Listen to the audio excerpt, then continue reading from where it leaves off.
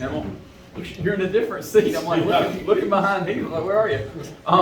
And I timed it just right, which is great. If you don't mind, open us up for invocation, please, sir. Lord, thank you for the opportunity of gathering again as the Rotary Club of Lawrence. Thank you for each person who's here. Be with us, help us enrich this into our bodies, and may we work in your kingdom. In Jesus' name, amen. Amen. You'll join us in our Pledge of Allegiance. Pledge allegiance to the flag of the United States of America and to the republic for which it stands, one nation under God, indivisible, with liberty and justice for all. You may be seated.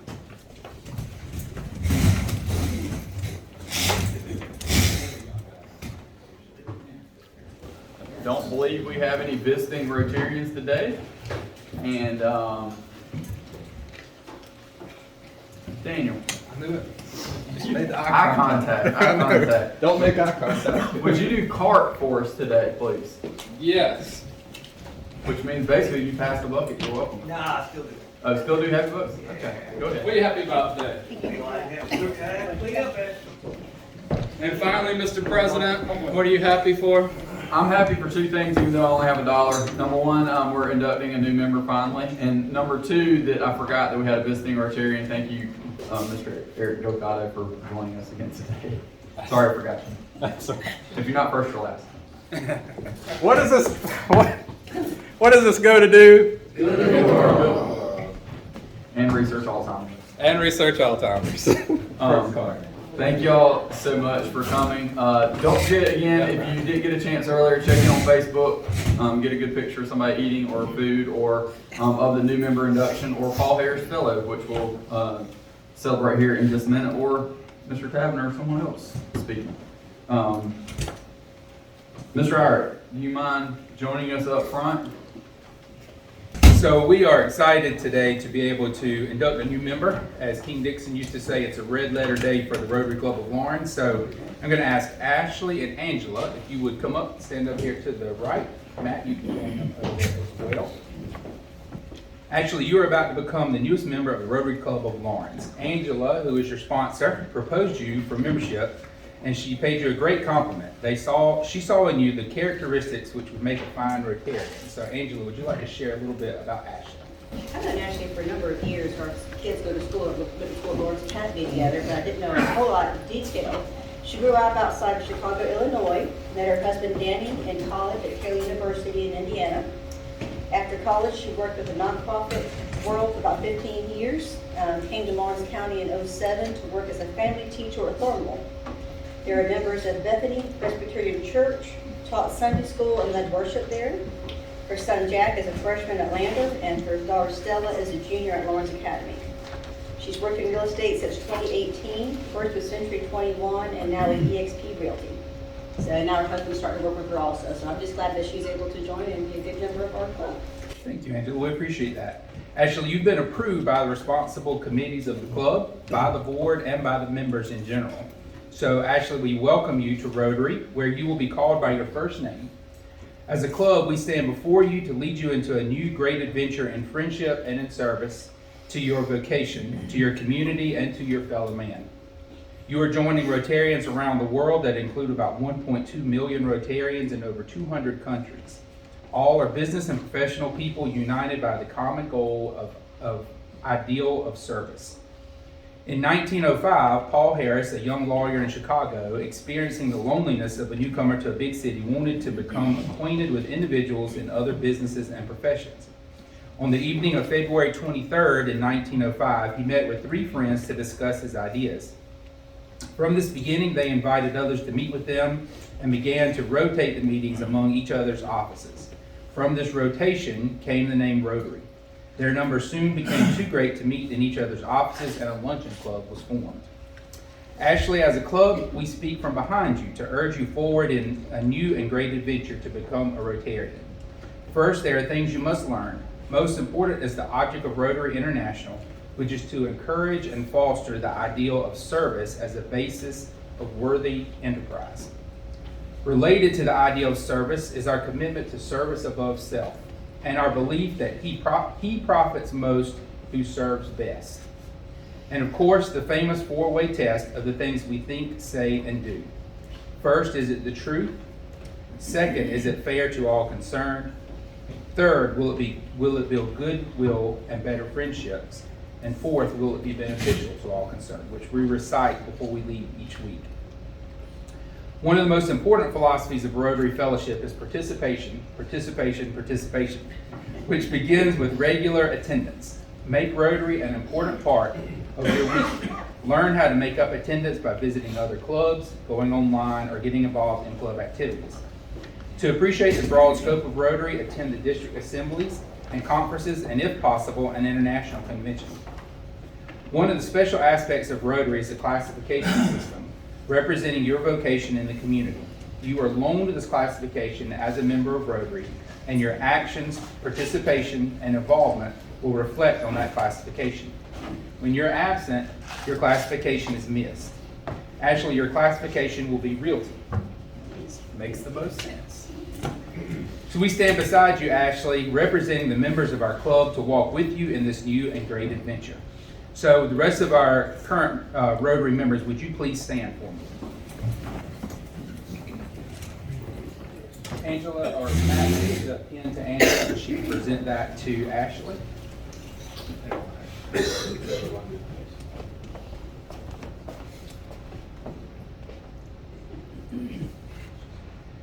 Ashley, this is your lapel pin. We ask you to wear it proudly. With this pin, you can attend meetings of any Rotary club in the world.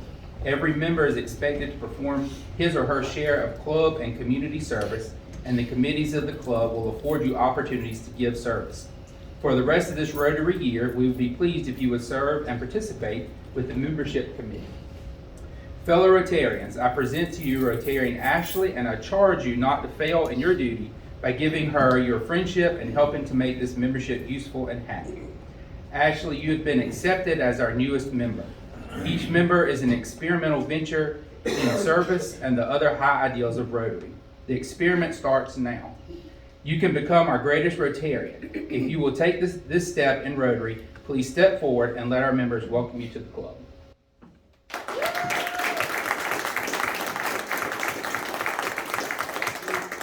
You may be seated. Ashley, would you like to say anything? I would be happy to. So I just wanted to thank Angela for inviting me, to all of you guys for accepting me into the club and for welcoming me and just being so friendly. I think that the main reason that Rotary is so appealing to me is that you guys are all very like-minded, and it's similar to how I feel about our community and just believing in Lawrence County, and that it's a wonderful place to live, and it really isn't thanks to the friendly people like y'all. So I look forward to getting to know all of you guys better and serving alongside of you. So thank you guys very much. Thank you very much. Woo.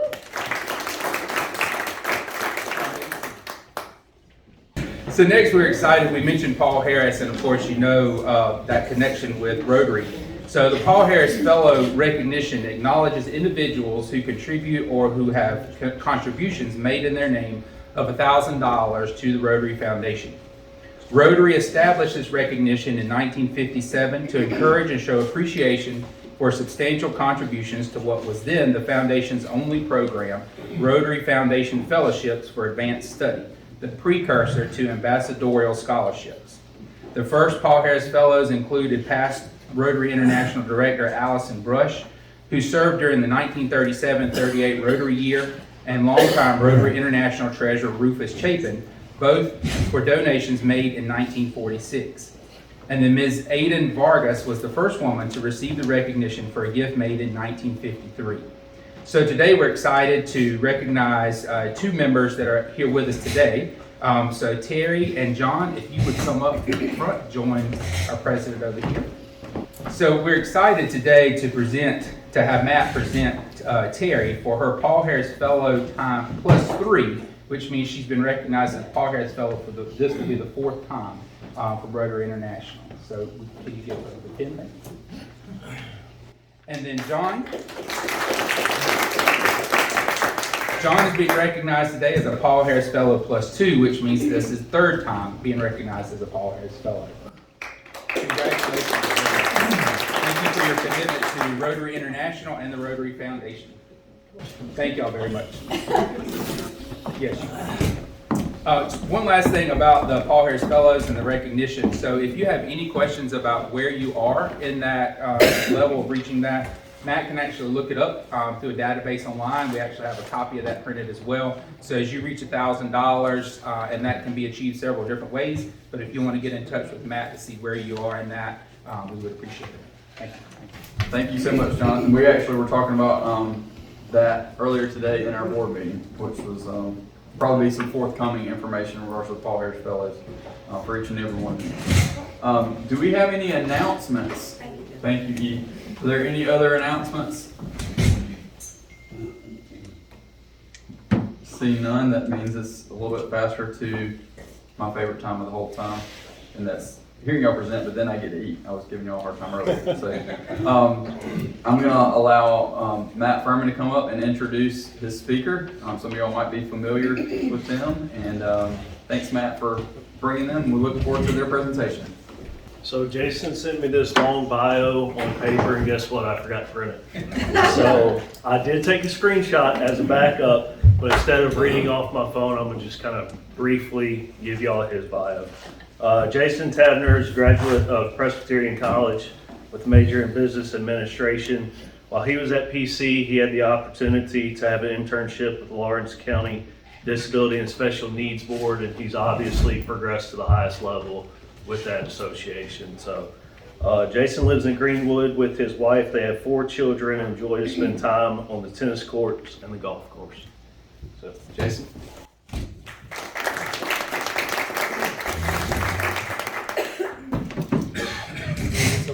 Thank you, Matt, for the opportunity to come before the club today. I do think I passed a major milestone here for an amateur speaker. That's what you're getting today. You guys presented spaghetti, and I didn't get it all over myself, so I'm really happy with that. I think that's a good start to this opportunity today. So with me is Monica Taylor. She is our operations director. Don't let that fool you. That means she does just about everything. So part of her role is public relations, helping us connect with the community, which is you guys right here. So if after I get done, if there's something I said that you'd like more information on, of course, myself and Monica can help you. Or if you want to connect with us, love for you to get connected with Monica there. So thank you for being here, Monica. My theme today for this opportunity is to changing the look of services while keeping our passion to support people. So we made some changes. I had a great question. I was like, oh, good. Maybe I'm going to hit the target today on the way in today. So we've made some changes. But what we haven't changed is our mission. It's based on the word support. It's supporting unique people, and I'll talk a little bit more about that, in pursuing opportunities while reaching for a better tomorrow. And we're still passionate about that. We have been, and we're going to be passionate about that mission. Our service population is people with lifelong disabilities, intellectual disabilities, autism, head injuries, and spinal cord injuries. That's what we do. That's who we support in the community. Some numbers, some services, things that we do around that, and I'll get into some other, but we have residential services. Think of group homes, long-term care. We have 113 people that we support that way in 19 locations.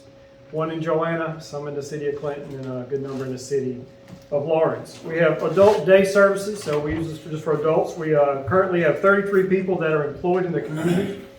That's something we're very proud of. I'll talk more about that. 25 people that are in career prep, getting ready for a job in the community. And we have 81 people that we support in day activity and community services. And I'll expand on that. We have 622 people that we support in case management. That's a big number. That number grew by about 100 last year. We expanded our service from Lawrence to Greenwood for that. So we also do case management in Greenwood County now, along with Lawrence. We're doing 100 folks over there. 25 kids, birth to 5, we're helping 25, and we have 222. That was the number as of yesterday. That's a fluctuating number. I know we all have, if you have one employee or 222, you understand the labor market these days. But 222 full-time and part-time staff to accomplish our goals. Most of our services, as you think about those numbers, is the 622, and then I said 113 in our residents and our group homes. Most of the people we support do not live in our group homes, do not come to our day programs. Most of the people that we support live at home with mom and dad or caregiver. and our job is to help them stay there. And we do that for a good number of people. But most of our resources and our efforts, our money do go into the residential program 24 hours a day, 7 days a week. So that's what didn't change. We still have those things going on. So what did change? During COVID, I know we've all had opportunities to rethink things, and the world's changed. We all know that's kind of a given. Business models have changed, and we took it as an opportunity to really change our model, and it changed our footprint in the community. We've moved away from the shelter and workshop and piece rate model. So you may have heard these catchphrase, shelter workshop or piece rate. We no longer do either of those. And to kind of give you what that means, a shelter workshop is a place where people come to a campus. They spend 8 hours there a day. It'd be large groups, so it'd be 50 to 60 people in a building. There used to be a day when there was 100. And our activities would be learning. We had activities we wanted to do things, but they would have been focused on topics that you can do in a large group, not as personal and individualized as we wanted. And we also moved away from piece rate, which is paying someone sub-minimum wage for work. We've made that move many years ago. It's become a national trend and a state initiative. We actually were in front of that, and so we can talk some successes on that. But what we're doing now is we're focused on small groups, 1 to 4 in a group versus what we've been 1 to 10 in the past. Learning activities are still going on, but the duration is less. We're doing 2-hour sessions. I don't know about you guys, but it's hard for me to focus on anything much more than 2 hours. 8 hours was impossible for me to stay in tune and learn. I had trouble there, and so I said, why are we asking other folks to do that? So we do 2-hour sessions on our campuses or in the community, out away from the campus, and that's our option, our number one. People choose 2 sessions a day, and they get these choices. There's 5. Community services. When you think of that, think of volunteering. Us going into the community and volunteering with another entity. We do that for a good number of groups. Or just general activities. Career prep, getting people ready for jobs. Individualized employment. We'll talk about that. That's job coach for us. Day activities and life skills. What also changed as we began this new array is our facilities. We've downsized. This was one of the questions I got. It was a good question, so thank you. We've sold property. We sold our Owen Street building. If you're familiar with that in Lawrence, that building is no longer ours. Thanks to Ashley. You're a new member there. Appreciate that help. We have listed to sell our old administrative building, which was on Highway 14. So if you're going down Highway 14, you'll see it on the right there, that building. We're no longer there. That was our administrative building. We've moved all those services out to Evergreen. We repurposed the space out there. As we were able to get more people in the community, we had more space at Evergreen. So we're still in the community. We're still around. We still have offices. We haven't gone completely remote. If you need us, please come out to Evergreen. We'd love to have you visit the campus. We've actually changed some of it out there. And we also returned the space back to the Gray Court community that was operated by the town of Gray Court School District 55. Again, we've downsized our footprint. But when I talk about downsizing our footprint, I don't want you to interpret that as we've downsized our services. It's exactly the opposite. We've expanded services. We're doing more. It's just not in the old model. Our recent successes that I'd like to share with you would be 2 of them. And I can talk about them, but I asked the staff to give me some testimonials, some things I'd like to read to you about services. And I hope I'm going to give you numbers, and I hope this will give you emotions. Our emotions always win in that balance, right? We've increased our employment opportunities for people from 26 at the beginning of 2021 to 33. So that's 7. And you may say, all right, Jason, why are you so excited? Why are you touting 7, right? It's not even 2 handfuls, right? I'd like to read to you 2 examples of what that means in that 7. So you can kind of understand why it takes a little more time maybe and why it's so meaningful. So the first is Michelle. Michelle has been with the board many years. She lives in our SLP1 program. That's an apartment complex program. So that means she's pretty independent. A few years ago, she was working and she had not reported her wages to Social Security, which generated a backpay. She didn't report her wages, so she had to pay back. So when our job coaches approached her about getting a job, she explained that she was afraid to get a job because she didn't know if she could trust anyone to help her with her money. After much reassurance, she agreed to get a job. Since then, she now works as EF, breaking production quotas, and that is not an exaggeration. I went up there and visited. They pulled me to the side. They showed me Michelle and said, watch this, and she is actually, and this is true, she's made them rethink their quotas. That's pretty awesome. She runs a machine up there, takes care of things, and has really impressed the supervision at ZF. So for Michelle, the emotions, the thoughts I'd like for you to think about is our staff build trust. She lost trust in the system. How many people do you know have lost trust in the system, right? For many reasons. That's a hard trust to gain back. We work at that. We navigate resources. We since connected with Social Security, show her how to do the wages, and we make sure that that gets done, right? So find a problem, fix a problem. And we provide transportation, a big issue in our community for all. Justin, another guy here. Justin came to us a few years back. He lives at home and attends our day program. This would have been the old model. So he'd been one of those 80 or so folks in a shelter workshop at a building. He has autism. So talking with people has never been a strong suit. But now Justin works 2 jobs, not just 1, 2. He works at Ace Hardware, where he talks and helps customers. He stocks shelves and helps unload the delivery truck when it comes weekly. He also works 1 day a week at ZF. This is huge for someone just a few years ago who wouldn't even make eye contact with anyone. So we measure our success, of course, in numbers. 7's great. But that's success, guys. Someone that now has this purpose, this feeling about themselves. The words I wrote down was self-confidence. Can you measure that? Can you put a price tag on that? Community engagement and worth. He's a contributor to his family now. He brings home that paycheck and contributes to his family. All good stuff. We've also implemented a life skills program. When you want to hear that, that's one-on-one training. We're teaching people the IADLs, things like food prep, shopping, how to do your laundry, medication administration, these things that help people be more and more independent. We had 9 participants in 2021 and 2 graduates. Graduate means you'll be able to move from one living arrangement to a less intrusive living arrangement. I mean, we do less for them, they do more for themselves. It's a big deal for us. We celebrate this, cap and gown, all the big stuff. We make a big event out. It's a big thing. Success story there. And this is a weird one, so listen all the way through for me, because I'll tell you some things you say, is that success? And I'll tell you why I think it is. So Lisa began a life skills program unmotivated. She would not talk, she would not participate, she was withdrawn, no drive to do anything. Pause there for a second, insert my comments. Lisa lived in one of our apartments. I went to visit Lisa one day, doing a check, and I was so concerned about her and the situation that she had to move out. She had to go back to one of our group homes. She had moved from living by herself in an apartment to now she lived with 3 other people in a group home. That's how concerned I was. You can imagine that's not an easy decision, right? Nobody really wants that. But going forward, so she faced that. She lost a lot of her effort, a lot of her freedoms there. She had a med change, and then she began working with the life skills. She now has completed a cooking class. That was one of our concerns for her. We did that with Clemson University. She has done household skills. She is now asked to learn about medication and money management. She is also asked about a job. She has learned skills. She is now showing increased motivation to learn more skills. She has a lot more confidence in herself and seems to have a whole new outlook on life.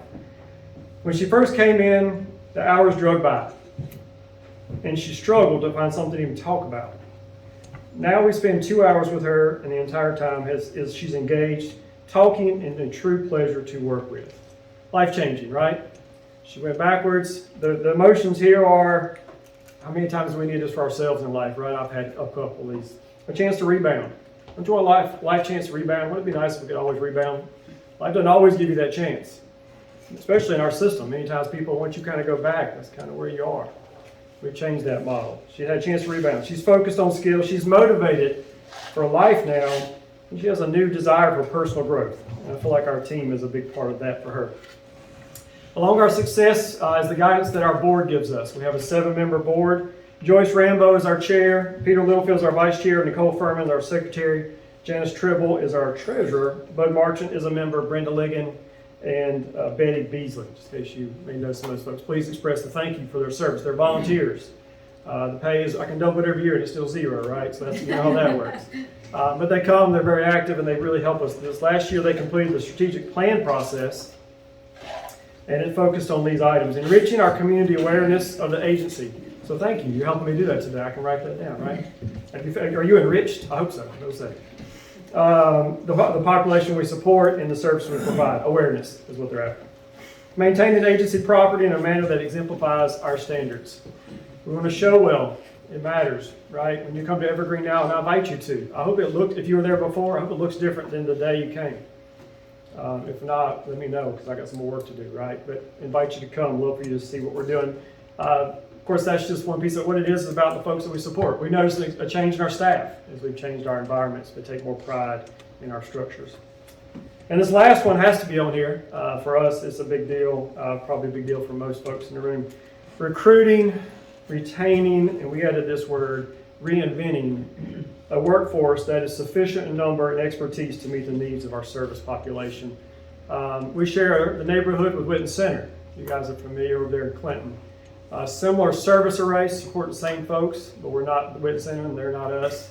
That's an institution, we're a community arm of that. But it does tap into our population in the workforce. We compete for employees, and then there's other things in our market. It's becoming more and more difficult to find people to do the business that we ask them to do. It's a tough job. Direct support professional is what I'm talking about. We ask people to do a lot. So we're working at ways to try to reinvent that role, to make it something we can recruit and retain. So with all that said, and I think I'm going to hit the mark. I like the clock back there. I'm going to put that up there. That was a good ad. With all that said, I hope you've heard why we do what we do, which is support. It's our passion. It's why we like. It's why we come to work. It's what we do every day. Who we support: people with intellectual developmental disabilities, head injuries, spinal cord injuries, autism. How we go about that, I gave you our services. So in hearing that, I hope you're thinking to yourself, well, I just can't wait to go talk to Monica and find out how to get connected. And if that's you, then here's a list of some things that I'd ask of you to think about. And we need all of these, and they're all great. Help us identify work and volunteer opportunities. The way we've had all those successes, the 33 number that I referenced there, those employment opportunities, almost every one is a word-of-mouth referral. Somebody said, and then somebody called, and then we followed up, and then somebody gave an opportunity, and then somebody was impressed, and here we are. That's how it's worked. But it's that first step, it's that referral. So help us with that, I'd appreciate it. Volunteering, we take that as a win as well. So even if it's not a paid opportunity, we're looking for opportunities to partner with our community. Participate in our events. We hope to get back to some of this. We've had to cancel a whole bunch of them this last few, years now. But we'll get back to that. And when we do, I'd love for you to be there. If you haven't been to a Lawrence County Disabilities Special Needs Board talent show, you haven't lived yet. We invite you to come. It's fun. We'll have a good time. We do a prom. We'll do I won't even announce. We had a big group coming, but hopefully they'll come around this next time. We can try it again. We do a lot of events. I'd love for you to partner with us. Here's one. I've done this. One of the most rewarding things that I've done as the executive director of the Lawrence County Disabilities Special Needs Board. I was a Special Olympics coach. Coached a second place football team. I was proud of that second place. We ran in Pickens. They were tough. If you like sports, if you think you can coach, or you want to coach, or you just have some time, we've got some athletes. They'd love to have you help them through their journey. It's a fun, rewarding opportunity. Share your talent time as a team leader for one of our clubs. So here's the word I want you to think about clubs to go back to high school here. So I was in the National Honor Society, the Betty Club, Future Business Leaders of America, and the baseball team, right? Those are all clubs or activities, ways to connect with other people, right? And that's what these are for us. We have right now a journalism club. They'll produce our newsletter for us. Again, this is made up of people that we support. That's who these clubs are about.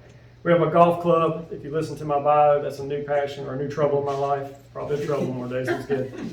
So, kind of the personal spills over to professional many days, right? So we've got a golf club now doing some great things there. We go to Top Golf once a month. I can't remember, they let us come up there and we have a blast. And we've got a guy coming in teaching. I do participate in that one. We've got a basketball club developing a dance club, and we need more. We've got people with passions. I'd love to have a coffee club, an art club, or whatever it is that you care about club. If you got time, you got talents, we'd love for you to share it with our folks. It can be as little or as much as you want it to be, but it'd be meaningful, whatever you decide to do. And lastly, I told you who we support, and I'll close with this. I'd love for you to connect us with the community. I mentioned 622. It's a big number. A lot of people that we try to help every day. There are still more. There are people in our community. I know them. You may have some faces and names in your mind right now that are not connected for many reasons, but the reason I don't want it to be is that they're not aware of us. You can help me with that. Make them aware of our services. People make their own choices, but I want to make sure they're aware. So I appreciate your help in sharing what it is that we do. So thank you for your attention and the time to come speak today. I really appreciate this. Thank you.